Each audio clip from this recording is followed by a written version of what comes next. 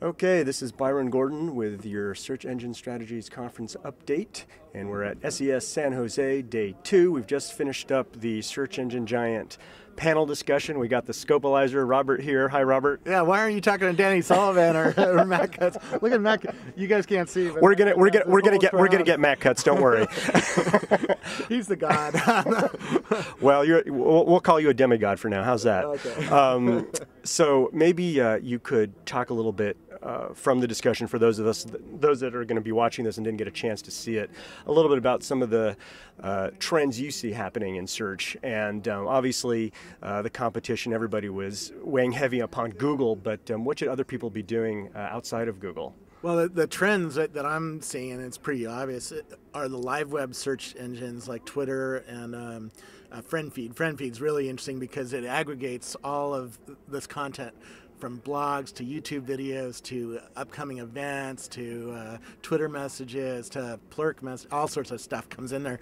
And when it comes in and hits there, it gets indexed by their search engine. And you can search on, like, everybody who mentioned Barack Obama today and see all those messages, not just messages, but blog posts, photos from Flickr, YouTube videos that all have Obama as either their title or whatnot.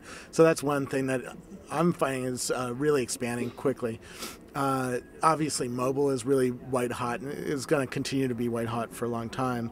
And you see how the iPhone is changing usage on mobile, but you know, Nokia still has 9 times more phones out there than any iPhone out there, and that's something we're watching how people are using mobile phones. And I think there's going to be some new engines that are aiming at the mobile devices that'll be interesting. And the third one is social networks, Facebook and MySpace, and how that is changing how search can be done, or how that's affecting how we find out about things. Right? Well, we heard about local, the emphasis upon local. Can you talk about that? Local, though, to me is matched into almost mobile, because that's where I really think about local. But nah, you're right. I mean, if you're looking for a plumber in San Jose, there's going to be engines that do that better than Google at some point. I still see that as really what's going to change there is the cell phone, because now that I have a GPS in my cell phone and my web browser knows about that GPS, now I can go to Google Maps and say Starbucks, and it finds me all the Starbucks close to me.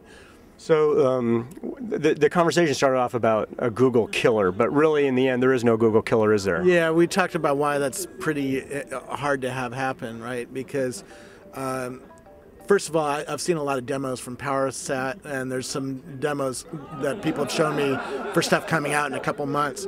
And while they're impressive at first look, when you start using them, you realize there's a lot of edges to them. They do some searches really well, like Mahalo does some searches really well, but they don't do a lot of searches very well, right?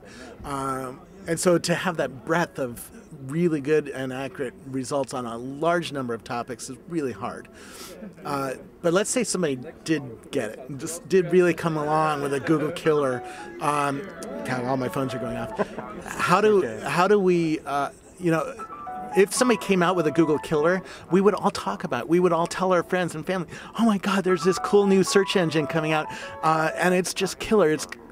Well, what happens then? You're going to shut down the engine, because if you don't have 500,000 machines like Google does, you're going to shut down that service, right? Because they can't deal with the scale.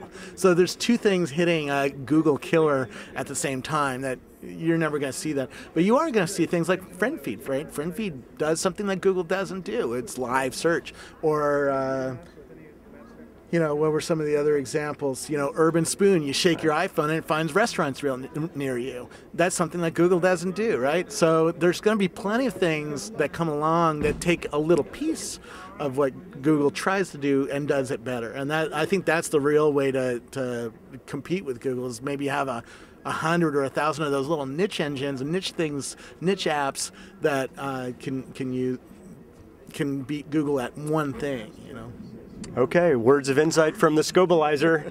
Thanks so much for tuning in to the SES Conference channel. Stay tuned for more.